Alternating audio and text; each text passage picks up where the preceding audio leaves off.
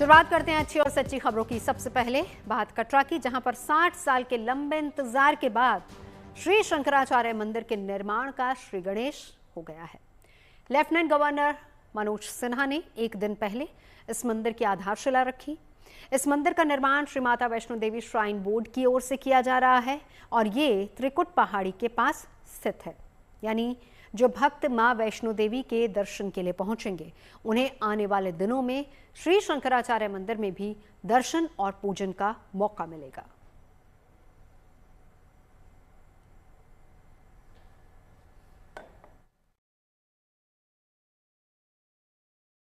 सचत यंत्र पूर्वे साध्याः सन्ति देवाः श्री शंभिकाभ्यां मंत्र पुष्पांजलिं समर्पयामि। तदेवास्तानि धर्मात्मानि। मंत्रोच्चार के साथ पूजा पाठ हुई और फिर श्री शंकराचार्य मंदिर की आधारशिला रखी गई। ये वो ऐतिहासिक लम्हा है जब 6 दशक के लंबे इंतजार के बाद श्री शंकराचार्य मंदिर का निर्माण फिर से कटरा में शुरू होने जा रहा है। इस ऐतिहासिक पल के साक्षी बने प्रदेश के उपराज्यपाल मनोज सिन्हा, जिन्होंने करीब 31 करोड़ रुपए की लागत से बनने वाले इस मंदिर की नींव रखी। इस खास मौके पर एलजी मनोज सिन्हा ने कहा कि ये मंदिर न सिर्फ देश के आध्यात्मिक चेतना का केंद्र बनेगा, बल्कि ये स्थानीय अर्थव्यवस्था को भी एक नई रफ्तार देने वाला होगा। शंकराचार्य जी का एक बड़ा मंदिर बनने जा रहा है। जिस प्रकार से श्रीनगर में एक पहाड़ी की चोटी पर वहां पर एक शंकराचार्य जी का ऐतिहासिक मंदिर है, उसी की तर्ज पर यहाँ पर भी कटरा में अब एक बड़ा मंदिर बन रहा है शंकराचार्य जी का, जहां पर भगवान भोलेनाथ के दर्शनों के लिए श्रद्धालु आएंगे। यहाँ पर आप देख सकते हैं कि इस मंदिर का जो निर्माण कार्य है उसका आज शिलान्यास हो गया है। जम्मू कश्मीर के उपराज्यपाल मनोज सिन्हा आज यहाँ पहुंचे और उन्होंने विधिवत तौर पर इस मंदिर का जो है शिलान्यास किया। ये जो मंदिर है ये 31 करोड़ और 51 लाख रुपए की राशि से बनेगा और साथ ही यहाँ पर सामने आप देखिए ये त्रिकूट पर्वत है। यही त्रिकूट पर्वत जो है यहाँ पर माँ वैष्णो देवी का दरबार है, माँ वैष्णो देवी का धाम है। यहाँ पर आप अर्धकुंवारी भी देख सकते हैं। तो जो त्रिकूट पर्वत है उसके बिल्कुल ठीक सामने जो पर्वत है वहाँ पर शंकराचार्य जी का एक मंदिर बनेगा और जो श्री माता वैष्णो देवी श्राइन बोर्ड है उनको पूरी उम्मीद है कि इससे कटरा में और अधिक जो है श्रद्धालु पहुँचेंगे, जिससे कहीं ना कहीं जो कटरा की अर्थव्यवस्था है इसको एक बड़ा बल मिलेगा। मंदिर निर्माण का पूरा खर्च भी माता वैष्णो देवी श्राइन बोर्ड उठाएगा, जिसकी ओर से बताया गया कि श्री शंकराचार्य मंदिर के निर्माण के बारे में साल 1967 में योजना बनाई गई थी और फिर 1986 में तब के राज्यपाल जगमोहन ने मंदिर की आधारशिला रखी थी, मगर ये निर्माण कार्य आगे नहीं बढ़ पाया। पिछले साल मंदिर निर्माण की दिशा में फिर से पहल की गई और इसी सिलसिले में श्री माता वैष्णो देवी श्राइन बोर्ड और जमीन मालिकों के बीच एक समझौता हुआ, जिसके तहत गांव वालों ने कुछ मांगों के साथ 41 कनाल जमीन मंदिर के लिए दान करने का फैसला किया। मंदिर निर्माण का रास्ता साफ होने से इलाके के लोग काफी खुश हैं। श्रीनगर में शंकराचार्य जी का मंदिर मौजूद है, अभी भी बड़ी संख्या में श्रद्धालु जाते हैं। यहाँ भी आदि शंकराचार्य जी के चरण पड़े थे और काफी पहले एक विचार आया था कि शंकराचार्य जी के मंदिर का निर्माण होना चाहिए। एक बार गांव के जो निवासी हैं इनसे बातचीत करके काफी पहले ये विचार आया था, किन्हीं कारणों से ये काम नहीं हो सका था। अब श्राइन बोर्ड, जिला प्रशासन और गांव के नागरिकों ने मिलकर के तय किया है कि शंकराचार्य जी का भव्य मंदिर बनेगा और गांव की एक कुल देवता है उनका मंदिर का निर्माण भी होगा। पहले तो ये बंद हो गया था किसी काम से, तो अभी फिर से जे लगा। आज एलजी साहब आए थे तो उन्होंने अभी इसका उद्घाटन किया, तो आज हम बहुत खुश हैं और हम बहुत शुक्रिया अदा करते हैं पूरे गाँव की और कटरा की तरफ से। इसमें पूरा इस गांव का नाम है हंसाली, बाबा शिरधर का गांव है जी, हंसाली गांव है जी।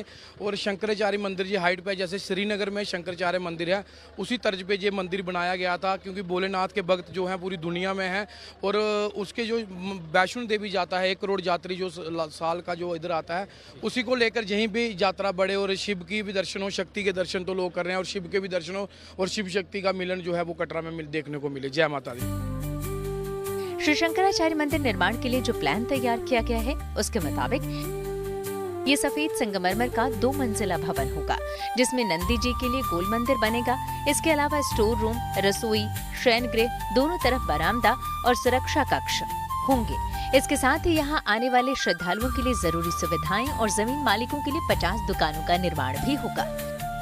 इस मंदिर के अलावा कटरा शहर में मां वैष्णो देवी का एक वर्ल्ड क्लास म्यूजियम भी बनाने की तैयारी है। श्राइन बोर्ड ने बड़े ही ऐतिहासिक फैसले लिए हैं, जिसमें कटरा शहर में एक इंटरनेशनल म्यूजियम ऑफ गॉडेस, देवी मां का अंतर्राष्ट्रीय संग्रहालय बनाने का निर्णय, लाइट एंड साउंड शो जैसे सोमनाथ मंदिर में है, स्टैच्यू ऑफ यूनिटी में है, उस तरह का एक यहाँ भी जहाँ म्यूजियम बनेगा निर्मित किया जाएगा, ताकि देश भर के श्रद्धालु जो आवे वो वहाँ भी जा करके उसको देख सकें। मां वैष्णो देवी का मंदिर देश के प्रमुख और बड़े मंदिरों में एक है, जहां हर साल हजारों नहीं बल्कि लाखों की संख्या में श्रद्धालु दूर दूर से दर्शन के लिए आते हैं। ऐसे में उम्मीद जताई जा रही है कि श्री शंकराचार्य मंदिर का निर्माण पूरा होने के बाद श्रद्धालुओं की संख्या में और इजाफा देखने को मिल सकता है, जिससे इलाके में धार्मिक पर्यटन को और रफ्तार मिलेगी। श्रद्धालु पहुंचते हैं उनके लिए एक बड़ी सौगात जो है श्राइन बोर्ड की तरफ से मिली है।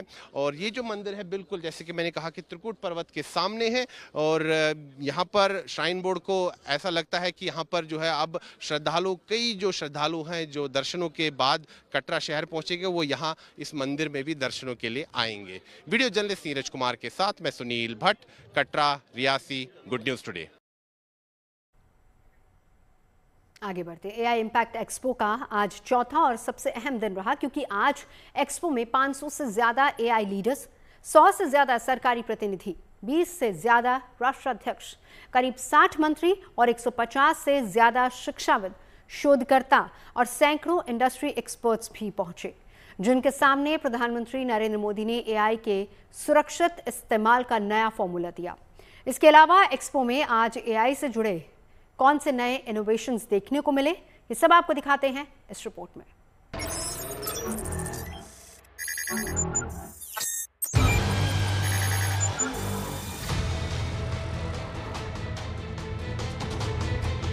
एआई मशीनों को इंटेलिजेंट बना रही है। In Ghana, we are collaborating with universities and NGOs. All work towards. Couple of days ago, we witnessed AI का सबसे बड़ा मंच, और इस मंच पर दुनिया के कई बड़े दिग्गज, जिन्होंने एआई के इस महाकुंभ में अपने नए सुझावों और आइडिया से आर्टिफिशियल इंटेलिजेंस की दुनिया को और बेहतर बनाने का रास्ता सुझाया है। एआई इम्पैक्ट एक्सपो के चौथे दिन की ये तस्वीरें बहुत खास हैं।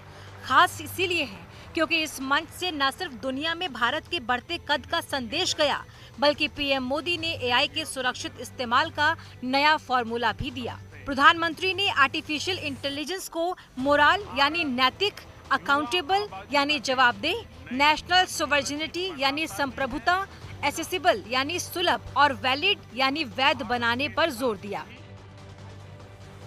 मशीन सेंट्रिक से ह्यूमन सेंट्रिक कैसे बनाएं, संवेदनशील और उत्तरदायी कैसे बनाएं, यही इस ग्लोबल एआई इम्पैक्ट समिट का मूल उद्देश्य है। M moral and ethical systems, यानी एआई एथिकल गाइडेंस पर आधारित हो। ए अकाउंटेबल गवर्नेंस, यानी transparent rules, robust oversight. And national sovereignty, यानी जिसका डेटा उसका अधिकार। ए एक्सेसिबल एंड इंक्लूसिव, यानी एआई मोनोपोली नहीं, मल्टीप्लायर बने। वी वैलिड एंड लेजिटिमेट, यानी एआई लॉफुल और वेरीफाइबल हो।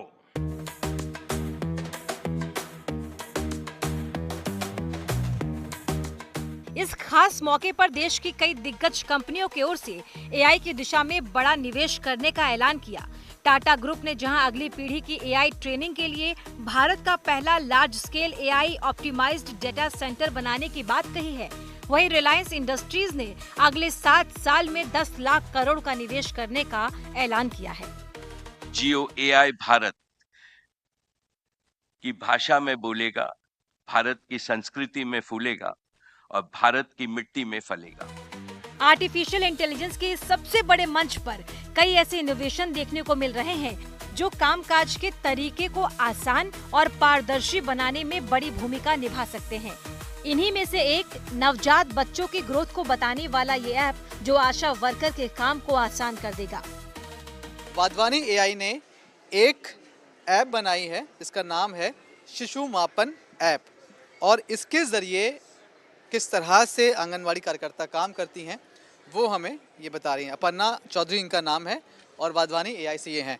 तो जो ऐप आपने बनाई है उसे आंगनवाड़ी कार्यकर्ता ही यूज़ करती हैं या फिर सबके लिए है, वो कोई भी कर सकता है? ये जो आंगनवाड़ी आशा कार्यकर्ता जो हैं उनके लिए बना है, क्योंकि आशा कार्यकर्ता जो हैं वो घर घर जाके जो नवजात शिशु हैं उनके मापन के लिए इसको इस्तेमाल करते हैं, क्योंकि वो जैसा कि आपने बताया कि उनको बहुत हेवी इक्विपमेंट्स लेके जाना पड़ता है, इंस्ट्रूमेंट्स लेके जाना पड़ता है, तो इसलिए एक मोबाइल के लिए एप्लीकेशन बनाया है जो कि सिर्फ मोबाइल बच्चे का वजन भी उन्हें चेक करते रहना होता है। हाँ।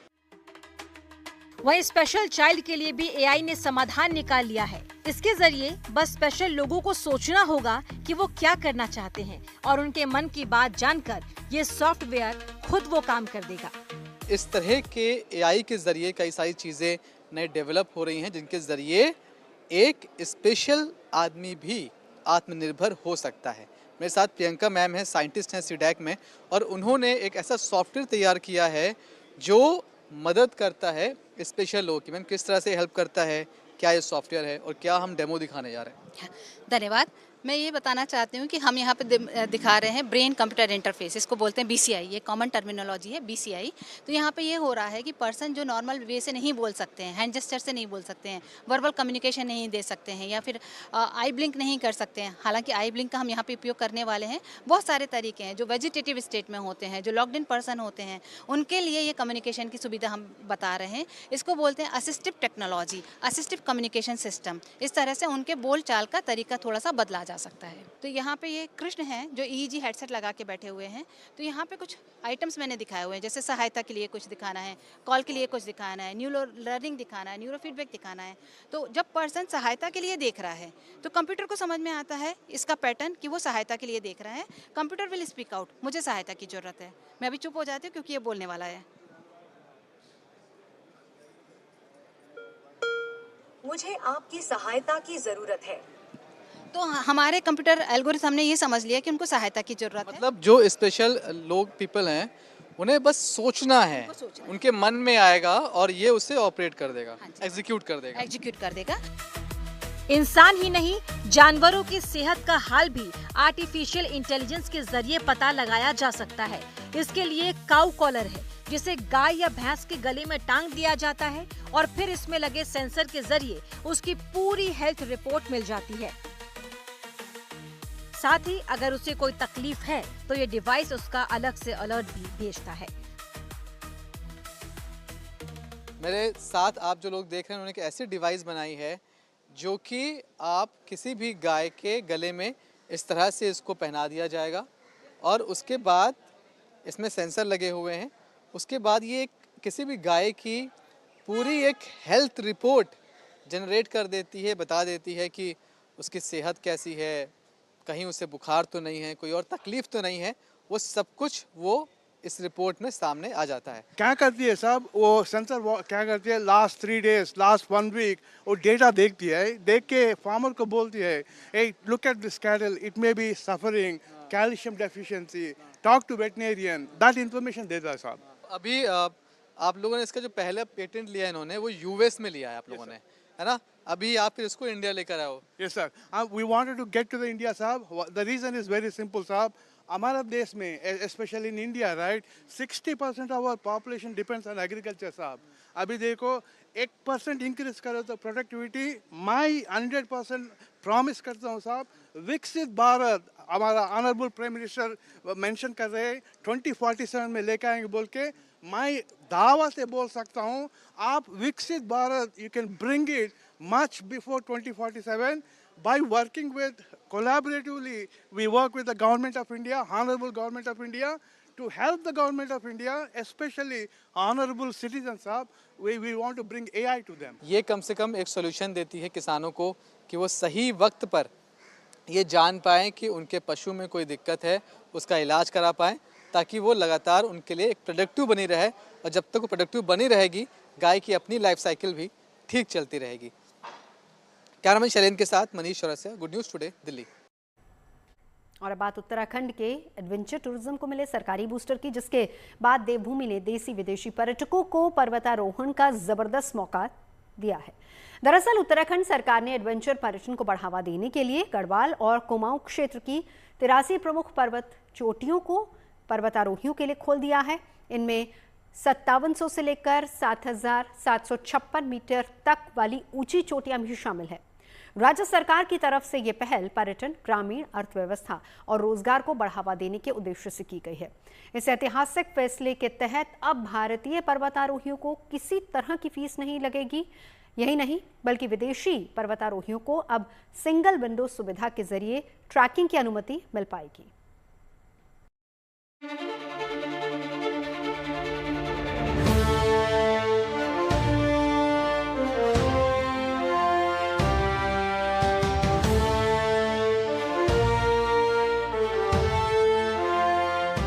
भारत की दूसरी सबसे ऊंची चोटी नंदा देवी पर्वतारोहियों की पहुंच से अब दूर नहीं रहेगी। अपनी प्राकृतिक सुंदरता के लिए मशहूर ये चोटी कुछ वक्त बाद एडवेंचर टूरिज्म का केंद्र बनने जा रही है।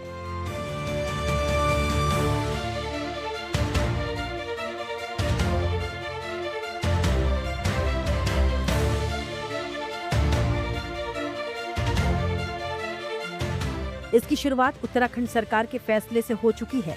देवभूमि में एडवेंचर टूरिज्म को बढ़ावा देने के लिए कुमाऊं और गढ़वाल की 83 पर्वत चोटियों को पर्वतारोहण के लिए खोल दिया गया है, जिनकी ऊंचाई 5700 मीटर से लेकर 7756 मीटर तक है, जिनमें कामेट पर्वत, नंदा देवी पूर्व, चौखंबा, त्रिशूल, सतोपंथ, शिवलिंग, चंगाबांग, नीलकंठ और पंचाचुली जैसी मशहूर शिखर शामिल हैं।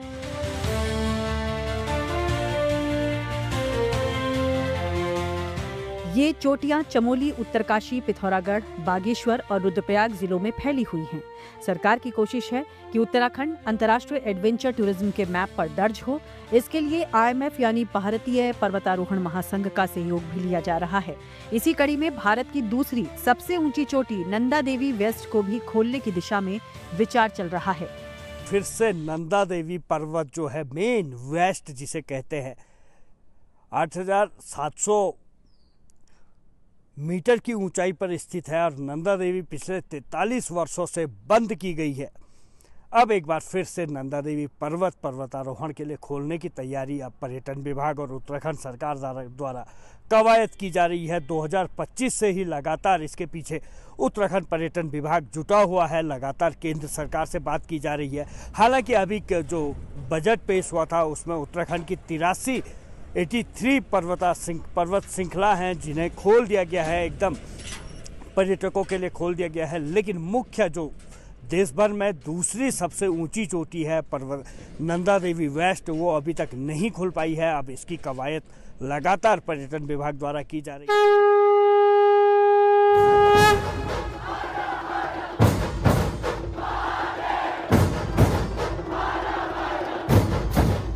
देवभूमि उत्तराखंड की अर्थव्यवस्था का एक बड़ा हिस्सा पर्यटन पर ही टिका है, जिसमें धार्मिक पर्यटन की बड़ी हिस्सेदारी है। केदारनाथ, बद्रीनाथ, गंगोत्री और यमुनोत्री से जुड़ी धार्मिक चारधाम यात्रा आमतौर पर हर साल मई से नवंबर तक लगभग 5 से 6 महीने चलती है।